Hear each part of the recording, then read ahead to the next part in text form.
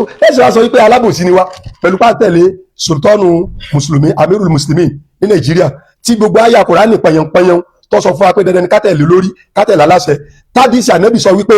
alalmari il muslimi nínú àdìsì ibnu umar gbogbo alámọ bẹ́ẹ̀ ṣe ń sa ọgbà àwọn sàbẹ́ láàké ẹ̀ tí rí ibnu umar sáláàké o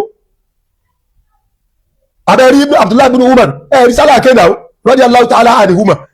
ọmọ tó jogún dáadáa lọ́dọ̀ bàbá tọ́jà pé dandan ni ká ṣàdúrà fún bàbá àtọmọ nínú ilé kan náà bàbá sì ń ṣàdúrà fún umar lásàdúrà fún abdullahi ibnu umar tọ́ba wa dákọ̀ abdullahi ibnu umar a sọ pé radiyallahu anhuma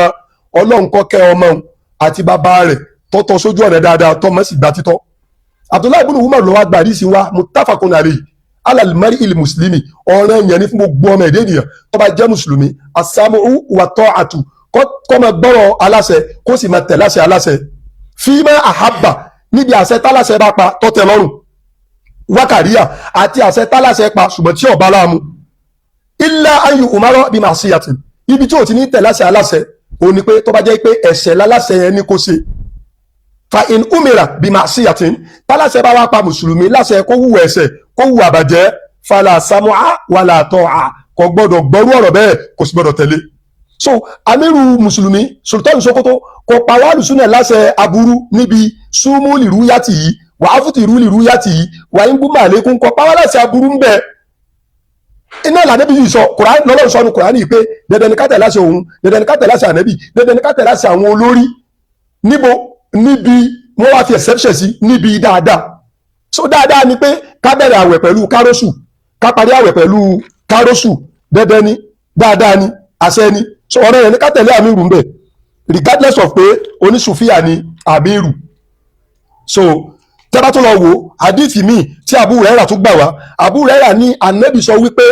mẹ́ni àtọ́ àní ẹni tó bá ti tẹ̀lé àṣẹ èmi ànábì faqad àtọ́ Allah ó ti tẹ̀lé àṣẹ Allah wà mẹ́ni àṣọ ní ẹni tó bá yapa mi faqad àṣọ Allah ẹni yẹn ti yapa Allah ànábì tún ní wà mẹ́ni àtọ́ al-amira ẹni tó bá lè tẹ̀lé àṣẹ olórí wọn tí ẹ yàn lólórí faqad àtọ́ àní ó ti tẹ̀lé mi ànábì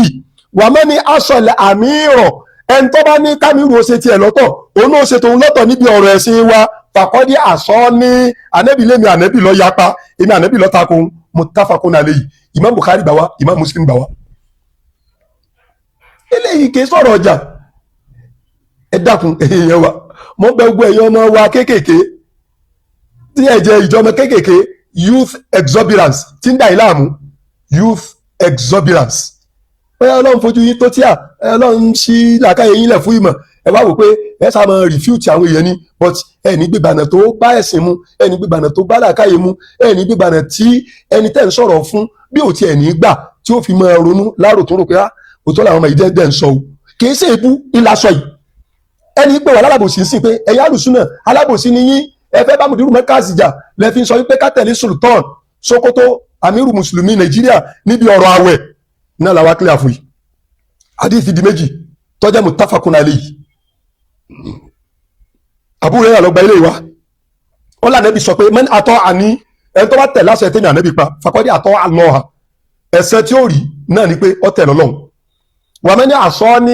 ẹni tó bá yapa èmi ànẹ́bí tí mo gbé nǹkan kankalẹ̀ pé báyìí ni ẹ ṣe tó ní bá mi làwọn ṣe ìyapa ànẹ́bí ó ní mímọ́ fi yẹ̀pẹ̀ máa fi fálàkì wá oṣù nígbà tó jẹ́ pé yẹ̀pẹ̀ ń bẹ fálàkì ń bẹ nígbà tánẹ́bí ń bẹ ànẹ́bí ọ̀wá ló yẹ̀pẹ̀ kò ló fálàkì kò ló nǹkan kan ju wípé súnmọ́lì rúyàtì yìí tẹ́ bá sọ fún wa pé àwọn ajíza àwọn irinṣẹ́ tí wọ́n fi ń wá oṣù ńkọ́ kí náà ń fi irinṣẹ́ ń ṣe wọ́n fi ń wá oṣù ṣé bí rúyà wọ́n ò rí náà ni rúyà náà lànẹ́bí sì pàṣẹ sọ ẹ mọ́tọ̀rọ̀ rú torí nígbà mo sọ wípé yẹ̀pẹ̀ ń bẹ nígbà yá ànẹ́bí ò fi yẹ̀pẹ̀ wá oṣù fálàkì ń bẹ nígbà yá ànẹ́bí ò fi ilmu fálàkì kò fi wá oṣù ẹ̀yin náà tó wá lè fẹ́ dọ̀rọ̀ rú máwọn èèyàn lọ wípé irinṣẹ́ táwọn Saudi irinṣẹ́ táwọn amiru tí wọ́n fi ń wá oṣù káàkiri ṣé ń bẹ nígbà yá ànẹ́bí ẹ ṣe intanṣọ náà nù gbogbo irinṣẹ́ téèyàn bá lè lò tí ó bá lọ já sí nọ́mà nǹkan tí ò ní jẹ́ wàsílà tó ń bá ti là kò sábúrú ń bẹ̀ ẹ̀yin náà wà ní ṣé bí wàsílà ní yẹ̀pẹ̀ tẹ́yìn náà ń tẹ́hùn wàsílà ní ilmu falak á wà sọ fún yín wípé oṣù ètẹ́yìn ń ṣírò tẹ́ ẹ fi ń bá wa mọ́jọ́ lẹ́hùn tó sùn ò tí ì dédàjì kan tẹ́ ẹ fi ń bá wa mọ́jọ́ oṣù míì lẹ̀ táàní bí sọ pé oṣù lè jẹ́ 30 oṣù lè jẹ́ 29 sẹ́yìn àtọ́lọ́ lẹ́jọ́ mọ àwọn ètò ọ̀jẹ̀ 30 àti ètò ọ̀jẹ̀ 29 ni débi pé wàá fi sọ pé by virtue of that calculation wípé ẹ ti mọ àwọn ìtọ́jẹ́ 29 oṣù January February nsìn àti mèjì ọwọ́ 31 àti mèjì ọjẹ́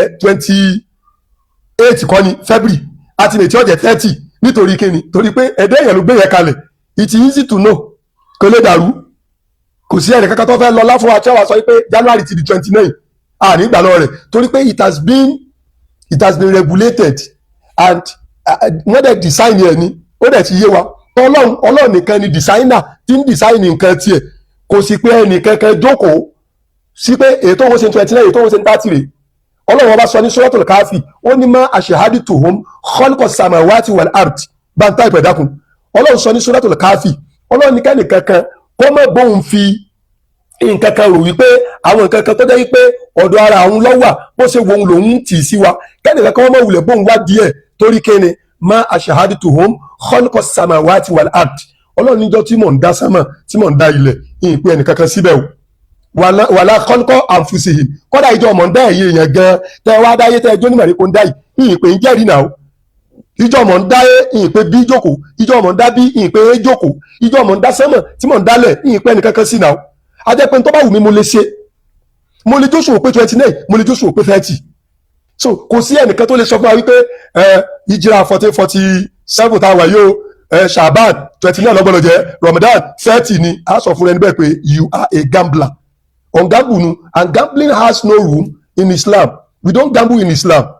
al-Muslim ad-dinul Islami ẹ̀sìn Islam yìí o buniya ala madha buniya ala ilmi wal ma'rifa orí ìmọ̀ tí ò ní dàrúdàpọ̀ ni Ọlọ́run bá gbé ìsìlámù kan kìí sórí adẹ̀ta ó dẹ̀ jẹ́sà àtàtọ̀dún ikọ̀ jẹ́ ìsìlámù ọlọ́ba àmọ̀gbàtà bẹ̀rẹ̀ ìyẹn là fi ń jẹ́ ẹrú fún Ọlọ́run bá Allah ní tó bá wo lówó ẹrú ní ọ̀fẹ́ ẹrú ẹ̀ ṣe náà tẹ́ ẹ bá lọ sí correctional center ẹ rí àwọn inmates tí wọ́n wà bẹ̀ wọ́n ní àsìkò báyìí wípé nǹkan báyìí làwọn gbọdọ̀ ṣe àfi táwọn warders bá ní kí wọ́n ṣe because at that present time àwọn ọkọ ni wọ́n nira wọ́n wà under ẹnìkan nu so àwa tó wá jẹ́ pé forever and ever we remain servants of Allah so hadith kejì nu tẹ́yìn tẹ́ ẹ sọ wípé àwa àlùsùnnà alábòsí ni á pẹ̀lú mímọ̀ tẹ̀lé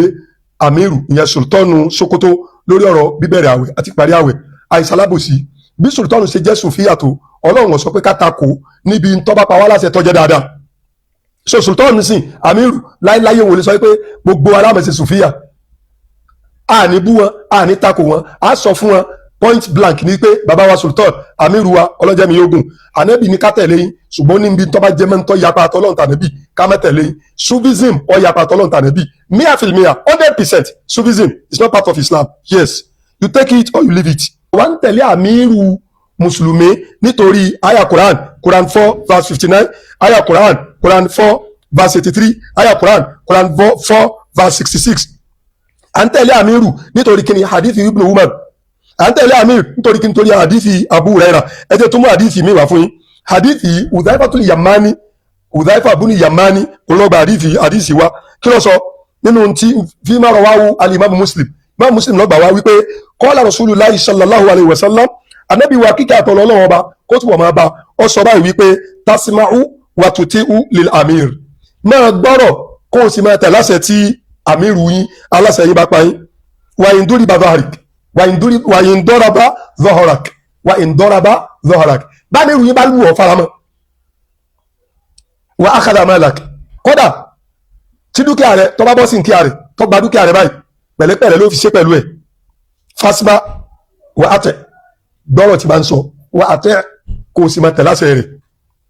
ṣe gbọ́ báyìí so ń gbogbo nǹkan yẹn tẹ́ bá wò sẹ́rí pé ìtẹ̀lé àmírù wa kì í ṣe pa àṣàbòsí o ẹ̀yin tẹ́ ẹ̀kọ́ caption yẹn kò dẹ́ ṣe pa fẹ́ fi ti ẹnìkan ṣubú o hadithi mi Anas bin Malik lọ́gbà wa Anas bin Malik wọ́n lànà bí wa sallallahu alayhi wa sallam sọ pé isma'u wa ati'u wa in istu'mila alaykum abudun habashiyun wọ́n lànà bí sọ Anas ọmọ Malik ọdún mẹ́wàá ló lò lọ́dọ̀ ànábì kò rí láì fi ànábì rí ànábì ò rí láì fi rẹ̀ rí kẹ́lẹ́ mẹ́rù sàbẹ́ tó jẹ́ ọdún mẹ́wàá gidigbe ni Anas bin Malik ló lò lọ́dọ̀ ànábì khadimu rasul ni bọ̀yá ànábì ni ó ṣe khidimah débi pé ó lo ọdún mẹ́wàá lọ́dọ̀ ànábì ẹ tó fẹ́ sọ̀rọ̀ tí mo fẹ́ sọ yìí kò rí láì fi ànábì rí tọ́mọ ọ̀dọ́ ọmọ rí láì fi ọ̀gá ànábì náà ò rí láì fi rẹ̀ rí tọ́gà máa rí láì fi ọmọ ọ̀dọ̀ wọn rí rí olówó alánàbí sọ pé isma'u ẹ máa gbọ́rọ̀ wá àti ẹ sì máa tẹ̀ láṣẹ aláṣẹ wa in ustumila alaykum abdun habashiyun kódà kọjá wípé ẹrú tó jẹ́ ará Ethiopia nẹ́ẹ̀fì sàmìrù yín ẹrú abdun ẹrú ó tó wá jẹ́ black kàánàrà sàwùrọ̀ zabiba kódà kórìíra ọmọ ìdúdú ìkúkú báyìí lọ ẹwú tánàbí sọ nípa títẹ̀ láṣẹ amir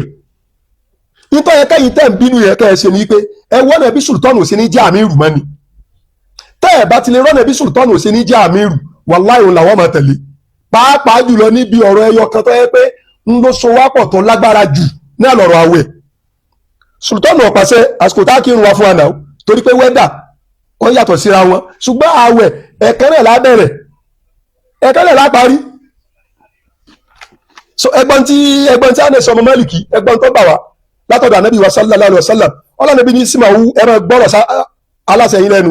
wá àpéwú ẹ máa tẹ̀ láṣẹ aláṣẹ yín wà ní istumila alaykum abudun habashiyun kódà kọjá yí pé ẹrú tó tó wájọ́ ọmọ Áfíríkà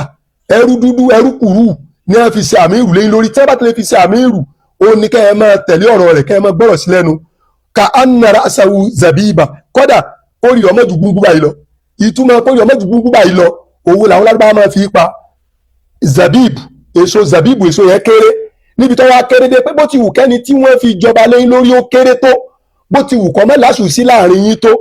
bá ti lè jẹ́ pé for a reason or the other òun lọ́ba ti lè jẹ́ àmì ìrù yín asamu wàtọ́ atú kẹ́ ẹ máa gbọ́rọ̀ sí lẹ́nu kẹ́ ẹ máa tẹ̀ láṣẹ rẹ̀ fi gẹ́rì máa síyà níbi tí ẹ bá ti ṣe ìwà ẹ̀ṣẹ̀ ìwà abú ọ̀ràn yẹn ni. so àdìsí alimam Bukhari náà gbà wá tẹ́ bá wà lọ wò dọ́bìtù tọ́à májẹ̀mú téèyàn fi wá máa tẹ̀ láṣẹ òun ni pé ẹ gbọ́dọ̀ tẹ̀ láṣẹ níbi kíni níbi dáadáa innama ta'atu fil ma'ruf àṣẹ olórí ta ní kẹ́ ẹ máa tẹ̀lé níbi dáadáa nìkan ni o ẹ má tẹ̀ láṣẹ olórí níbi àìdá ṣùgbọ́n ẹ má ṣàyàkókò nàkí sólórí o ẹ bó lórí sọ̀rọ̀ ìsìláàmù tún gbé kalẹ̀ ọ̀nà tá a fi lè bá olórí tí bá ń ṣàbòsí sọ̀rọ̀ ọ̀nà tá a fi lè bá olórí tí bá ń yapa sọ̀rọ̀ kì í ṣe pé ìsìláàmù ní kákógi ká lọ máa dáná sílé olórí àbí ká gbé plákáàdì we no go gree o we no go gree ìsìláàmù faramọ́ gbò yẹ kódà kó lórí yẹn ó jalábòsí ẹ máa ṣàdúà wípé kí Allah ó tọ́ sọ́nà ẹ máa wá ẹ fi rí pé gbogbo àdúrà táwọn ẹbí máa ṣe gbogbo àdúrà táwọn ènìyàn náà máa ṣe ìtọ́ àwọn olórí sọ́nà ìbẹ́nu àdúà tánàbí wa máa ṣe sallallahu alaihi wasallam torí pé tó lórí bá ti ṣìnà in tó súnmọ́ jù onípa àwọn ọmọlẹ́yìn rẹ̀ ó ṣìnà táwọn ọmọlẹ́yìn ọ̀bà wá ṣìnà táwọn mọ̀nà wọ́n dààmú pẹ̀lú mọ̀nà yẹn torí pé olórí àṣẹ olórí ọmọ pa wọ́n mọ́lẹ̀ ìyẹn ló jẹ́ pé a gbọ́dọ̀ máa ṣàdúrà fún olórí wa so níparí gbogbo ẹ̀yin tí ẹ sọ ọ̀rọ̀ yẹn tẹ́ ẹ kọ caption yẹn wípé àwa alùsùnà alábòsí ni wá la fi ń tẹ̀lé Amiru Sultanu Sokoto níbi ọ̀rọ̀ ààwẹ̀ torí pé wọ́n fẹ́ ti mùdírù wọ́n fẹ́ bá mùdírù jà rárá ẹ jẹ́ kí n ṣe sọ́mùrì gbogbo tí mo ṣe caption yẹn sọ wípé àwa alùsùnà alábòsí ni wá nípa wípé à ń tẹ̀lé àṣẹ Amiru níbi ààwẹ̀ torí pé a fẹ́ bá mùdírù jà mo ti yanjú ẹ̀ ẹnìkan torí ẹ̀ ò bá burú o kò gbọ́dọ̀ bá mùdírù jà personally torí ìkẹni ṣógun mùdírù ọkàn ni àbógun tí ọkàn mùdírù àbí mùdírù ni wàá ní tẹnìkan ò ní rí láyé so tí mùdírù bá tiẹ̀ ní nǹkan kan tẹlomi ò ní òun náà ò ní nǹkan kan tí mùdírù náà ò ní díàfọ̀ gbogbo ẹni tó bá ti mọ̀ pé òun náà ń bẹ lọ́hùn kóun náà ga tó bá rẹ̀ ń tọ́ga kọ́mọ̀ ti ṣubú ìrò lórí pípé kan tó lè máa bá mùdírù jà gẹ́gẹ́ personally tó bá jẹ́ pọ́rọ̀ ẹ̀sìn wa tí mùdírù bá sọ tí kò lọ mùdírù mẹ́kàzì ni o tí a bá sọ tí ò lọ ń bí ẹ̀sìn wa gan sọ pé ká gbà lọ wọn torí pé nínú tẹ́sìn wa wá mú kò láyé ni dogmatism kẹ́wọ̀n máa tẹ̀lé yẹ̀ bí afọ́jú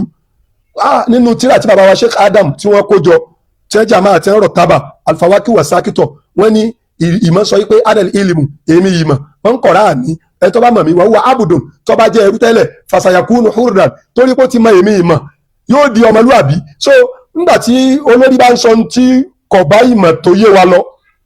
wà kullu ya'malu ala yakinihi ní tó bá dáyẹ̀ lójú wọn ò lè fi jújú rẹ̀ bòyẹ̀ lójú o ká lè bá kú ò lẹ́rú la fi lọ kéwú tábà wá kéwú tán ẹni tó kọ́ à ń kéwú ò lè padà sọ wá di ẹrú kùrú mọ́ a máa tẹ̀láṣẹ Ọlọ́run lára rẹ̀ níbi tó náà bá ti ń tẹ̀láṣẹ Ọlọ́run ni torí pé gbogbo àwọn tí wọ́n ṣáájú tí wọ́n jẹ́ onímọ̀ ìyẹn ìmọ̀ wọ́n sọ fún wa ní wípé la tuqallidu Shafi'iyyan wala Malikan wala Awza'i khuzu min haythu akhadhu ẹ má sọ wípé Maliki lẹ fẹ́ máa tẹ̀lé dẹ́dẹ́ o Shafi'i lẹ fẹ́ máa tẹ̀lé dẹ́dẹ́ o Awza'i lẹ fẹ́ máa tẹ̀lé dẹ́dẹ́ o bó wá ní ká ti máa mú ẹ lọ máa mú bí táwọn náà ti mú ibo ni wọ́n ti mú wọn mú lọ́dọ̀ Ọlọ́run àtànẹ́bì